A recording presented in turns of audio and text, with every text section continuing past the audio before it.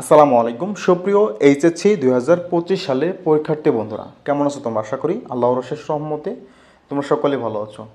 So বন্ধুরা, আজকের এই ভিডিওতে আমি তোমাদের কিছু দিক নির্দেশনা দেবো। যেহেতু 26 তারিখে তোমাদের পরীক্ষা, এই 26 তারিখের পরীক্ষাতে কিছু বিষয় তোমাকে মেনে চলতে হবে। যেই কিছু ভুল আছে সেই ভুলগুলো তুমি যদি না করো, তুমি যেন না করো, তার জন্য আজকের এই ভিডিও তোমাদের সাবধান করে দেবো। এই ভুলগুলোর কারণে কিন্তু বিগত বছরে অনেক শিক্ষার্থী ফেল করেছে, অনেক ভালো শিক্ষার্থীগুলো ফেল করছে এই সামান্য ছোটোখাটো ভুলের জন্য। কি এই ছোটোখাটো ভুল যে ভুলের জন্য শিক্ষার্থীরা ফেল করে আসে পরীক্ষাতে? দেখো, অনেক ভালো শিক্ষার্থী A+ পেয়েছে সবগুলোতে। সো লেখছে A+, এমনভাবে লিখছে সে A+ পাবে, কিন্তু সেই সামান্য ভুলটুকু করেছে, তার জন্য কিন্তু তার একটা বছরের জন্য কান্না হয়ে দাঁড়াইছে। তার একটা বছর নষ্ট হয়েছে সামান্য এই ভুলটার জন্য। কি এই ভুল, যে ভুলের জন্য শিক্ষার্থীরা ফেল করে প্রতি বছর, সেটা আজকের এই ভিডিওতে তোমাদের জানিয়ে দেব। সো বন্ধুরা, ভিডিওটি শুরু করার আগে তোমাদের কাছে একটা রিকোয়েস্ট থাকবে। এখনও যারা বেসিক স্কুল 24 ইউটিউব চ্যানেলটি সাবস্ক্রাইব করেনি, অবশ্যই চ্যানেলটি সাবস্ক্রাইব করে পাশে থাকা বেল বাটনটি বাজিয়ে রাখবা, যাতে করে আমি কোনো হেল্পফুল ভিডিও আপলোড করার সাথেই সর্বপ্রথম তোমার কাছে চলে যাই। এছাড়াও তোমাদের পরীক্ষার সকল আপডেট, সকল বিষয়ের সাজেশন, জ্ঞানমূলক প্রশ্ন, MCQ সকল কিছু কিন্তু আমাদের এই চ্যানেলে একদম ফ্রিতে পেয়ে যাবা। সো আর দেরি না করে এখনই সাবস্ক্রাইব করে আমাদের সাথে যুক্ত হয়ে যাও। সো বন্ধুরা, যে ভুলগুলো আছে, লেখাপড়ার বাইরেও তোমাকে বেশ কিছু বিষয় মাথায় রাখতে হবে। শুধুমাত্র সারাদিন লেখাপড়া করে পরীক্ষা দিলে হবে না, সে পরীক্ষা দেওয়ার দিন তোমাকে বেশ কিছু নিয়ম ফলো করতে হবে বা বেশ কিছু বিষয় জানতে হবে। এক নম্বর যে বিষয়, সেটা হচ্ছে তুমি যে সময় তোমাকে কেন্দ্রে ঢুকতে হবে, পরীক্ষা শুরুর কমপক্ষে আধা ঘন্টা পূর্বে, কমপক্ষে 10 মিনিট পূর্বে হলেও তোমাকে পরীক্ষার কেন্দ্রে অবস্থান করতে হবে এবং আসন গ্রহণ করতে হবে। এটা হচ্ছে এক নাম্বার। এটার জন্য কিন্তু অনেক শিক্ষার্থী যে সময় লেট করে যায়, 5-10 মিনিট লেট করে যায়, তার জন্য কিন্তু প্রথমত MCQ দেওয়া হয়। তুমি যদি 10 মিনিট লেট করে যাও, সাপোজ মনে করো তুমি প্রথম পরীক্ষা দিনই মনে করো তুমি 10 মিনিট লেট করে গেছো, লেট করে যাওয়ার পর তোমার আধা ঘন্টা লাগছে, তোমার সিটটা কোথায় বা তোমার আসনটা কোথায়, তোমার রোল নাম্বার অনুযায়ী তোমাকে বনায়ে বের করতে হবে তোমার সিট নাম্বারটা কোথায় পড়ছে, সেগুলো বিবেচনা করে দেখতে হবে। তারপর তোমার সাপোজ মনে করো তোমার এখানে 20 মিনিট লেট হয়ে গেছে খুঁজতেই, তাহলে তোমার MCQর জন্য সময় পাচ্ছ আর 10 মিনিট। তাহলে 10 মিনিটে তুমি MCQ কীভাবে লিখবা, এটা তুমি খেয়াল রাখতে হবে। তার জন্য তোমাকে কমপক্ষে 10 মিনিট পূর্বেই তোমাকে প্রবেশ করতে হবে কেন্দ্রের ভিতরে এবং আসন গ্রহণ করতে হবে। এই বিষয়টা মাথায় রেখো। আর তোমাদের কেন্দ্র যাদের দূরে আছে, এখন থেকে একটু খোঁজ নিয়ে দেখো কার কেন্দ্রে যেতে কতক্ষণ সময় লাগে বা কেন্দ্রের আশেপাশে কোনো সমস্যা আছে কিনা, এগুলো তোমাকে এখন থেকে দেখতে হবে। এখন থেকেই খোঁজ নাও যে কোথায় তোমার কেন্দ্র আছে। তোমার যদি সময় থাকে তাহলে একবার ঘুরে এসো, তোমার কেন্দ্র থেকে ঘুরে আসো, তাহলে তোমার জন্য অনেক সুবিধা হবে। দ্বিতীয় যে ভুল, সেটা হচ্ছে তোমার রোল নাম্বার এবং রেজিস্ট্রেশন নাম্বার অনেক শিক্ষার্থী ভুল করে আসে। তোমার একবার দেখে অনেকেই লেখার চেষ্টা করে পুরোটাই তোমার রেজিস্ট্রেশন নাম্বার, শুধুমাত্র একবার দেখে তোমার পুরো সংখ্যাগুলোই লেখার চেষ্টা করে না। তুমি দুইটা করে দেখবা, তারপর দুইটা করে আবার লিখবা, আবার দুইটা দেখবা, আবার দুইটা, এমনভাবে লিখবা যেন কখন তোমার ভুল না হয়, কোনো পরীক্ষাতেই ভুল না হয়। তুমি খেয়াল করে দেখবা, তোমাদের পরীক্ষাতেও খেয়াল করে দেখবা, অবশ্যই কেউ না কেউ এটা ভুল করবে। এই কাতারের জন্য তুমি না পড়ো, তোমাকে আগে থেকেই রোল নাম্বারগুলো ভালো করে দেখবা, একটা একটা করে দেখে তারপর প্রথমত উপরে লিখবা, তারপর নিচে বৃত্ত ভরাট করবা। আগেই বৃত্ত ভরাট করতে যাবে না, সেমভাবেই রোল নাম্বারটাও সেভাবেই লিখবা। তারপর তোমার রোল নাম্বার এবং রেজিস্ট্রেশন নাম্বার লেখার পরও তোমার পরীক্ষা শেষ হওয়ার পরে তোমরা যদি এক্সট্রা কোনো পেপার নাও, এক্সট্রা পেপারের মধ্যে তুমি কয়টা এক্সট্রা পেপার নিয়েছো সেটা তোমাকে দেখতে হবে। সাপোজ মনে করো তুমি 5টা এক্সট্রা পেপার নিয়েছো, কিন্তু তোমার যে খাতার হোম পেজের ভিতর তোমার কিন্তু থাকে কয়টা এক্সট্রা পেপার নিয়েছো, সেটা ভরাট করার জন্য একটা বৃত্ত থাকে। সেই বৃত্তটা অবশ্যই তোমাকে ভরাট করতে হবে।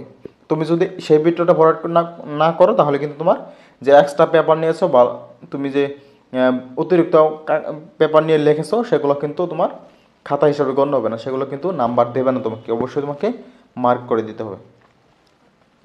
আরেকটা বিষয় হচ্ছে তোমার তাড়াঘোড়া করা যাবে না। এখানে কিন্তু তোমার যদি কোনো সমস্যা হয়, তাহলে ক্লাসের স্যার থাকবে, ম্যাডাম থাকবে, তাদেরকে ডেকে এনে বলবা যে স্যার বা ম্যাম, আমি এটা বুঝি না, এটা একটু বোঝাই দেন, যেটা কীভাবে লিখবো। তুমি নিজেই করতে চাই না, অবশ্যই তোমাকে স্যারের পরামর্শ নিয়ে, তুমি যদি না বোঝো স্যারের পরামর্শ নিয়ে লিখতে হবে। এসব কিছু বিষয় খেয়াল রেখো। তারপর তোমার বিষয় কোডটা লিখতে হবে। প্রশ্ন পাওয়ার পর সুন্দর করে বিষয় কোডটা লিখে দেবা, বিষয় code, roll number, registration number, তারপর তোমার এক্সট্রা পেপার নিলে এক্সট্রা পেপার নাম্বার, এগুলো তো অবশ্যই খেয়াল করে লিখতে হবে। কারণ এগুলো যদি ভুল করে তাহলে কিন্তু তোমার ফেল চলে আসবে। অনেক ভালো শিক্ষার্থী আমরা গত বছর বা পূর্বের বছরগুলোতে দেখেছি, সে কিন্তু 100-এ 100 লিখেছে, একেবারে 100 মার্ক করেছে, তবুও সে সাবজেক্টে ফেল পড়ছে। কেন ফেল পড়ছে? কারণ সে রেজিস্ট্রেশন নাম্বার বা রোল নাম্বার এগুলো ভুল করে আসছে। এগুলো ভুল করলে তো তোমার সেই বিষয়টার মার্ক ওখানে জমা হবে না, মার্ক সেটা জমা হবে না। তার জন্য এই বিষয়গুলো তোমাকে হবহু সঠিক রাখতে হবে। অবশ্যই বিবেচনা করে অনেক সুন্দরভাবে সময় দিয়ে লিখতে হবে। আশা করি বুঝতে পারছো। তারপর যেটা হচ্ছে তোমার কেন্দ্রের ভিতর, তোমার হলের ভিতর গিয়ে তোমার সমস্যা সৃষ্টি করা যাবে না, বা চিল্লাচিল্লি করা যাবে না, বা দেখাদেখি করা যাবে না। দেখলেও যদি দেখার সুযোগ থাকে তাহলে সুন্দর করে বেশি উল্টাপাল্টা না করে ভালোভাবে দেখবা, তাহলে যেন শিক্ষকরা বুঝতে না পারে, বা সেই এই হলের বাইরে যদি না যায় এমন কোনো পরিস্থিতি সৃষ্টি করবে না, যেন ঝামেলা হয়। কারণ এগুলা যদি কেউ দেখে, ঊর্ধ্বতম কর্মকর্তা, ইউএনও আছে, তারপর তোমার যেই ঊর্ধ্বতম কর্মকর্তারা দেখলে কিন্তু তোমাকে এক্সপেল করবে, বা তোমার 10 মিনিট, আধা ঘন্টা, 1 ঘন্টার জন্য কিন্তু খাতা নিয়ে রেখে দেবে। অনেক সময় অনেক টিচাররাও কিন্তু হলের ভিতর তোমার খাতা নিয়ে রাখতে পারবে। অনেকে রাখে না, কিন্তু অনেক শিক্ষক তোমার খাতা নিয়ে রেখে দেবে। সে বিষয়টা খেয়াল করো যেন তোমার খাতাটা না নেই, সেভাবে খেয়াল করে তোমাকে সবসময় থাকতে হবে। অনেক সময় অনেক শিক্ষার্থী নকল নিয়ে যায়। আরেকটা গুরুত্বপূর্ণ বিষয় হচ্ছে এই নকল নিয়ে যায়। নকল নিয়ে যাওয়া হচ্ছে কত বড় অপরাধ। এটা তোমার নিজের জন্য ক্ষতি, এবং তোমার নিজের কেরিয়ারের জন্য ক্ষতি, তোমার সব দিক দিয়ে ক্ষতি। কারণ সাপোজ মনে করো তুমি আজকে নকল নিয়ে গেছো, কেউ দেখেছে, অথবা ইউএনও অথবা তোমার স্যারই দেখলো, দেখার পর কিন্তু তোমাকে কী করবে? তোমাকে কিন্তু সেই পরীক্ষা থেকে এক্সপেল করা হবে। সেই বিষয় থেকে তুমি কিন্তু সেই বিষয়টা আর পরীক্ষা দিতে পারবে না। অনেক সময় এক্সপেল করা হয়, তোমাকে 2 বছর 1 বছরের জন্য কিন্তু এক্সপেল করা হয়। তাহলে কিন্তু তোমার 2টা বছর নষ্ট হচ্ছে, শুধুমাত্র একটা নকলের জন্য কিন্তু তোমার 2টা বছর নষ্ট হয়ে যাচ্ছে। এদিকেও খেয়াল রাখো। অবশ্যই তোমাকে ভালোভাবে লেখাপড়া করতে হবে, এবং নকল যেন না করো এই ব্যবস্থা এখন থেকেই তোমাকে প্রিপারেশন নিতে হবে, যেন নকল করতে না হয়। নকল ধরা পড়লে কিন্তু ভাই খবর আছে, তাহলে কিন্তু তোমার একটা বছর নষ্ট হয়ে যাবে। নকল কোনোভাবেই করা যাবে না, কারো পালাই পরেও নকল করা যাবে না।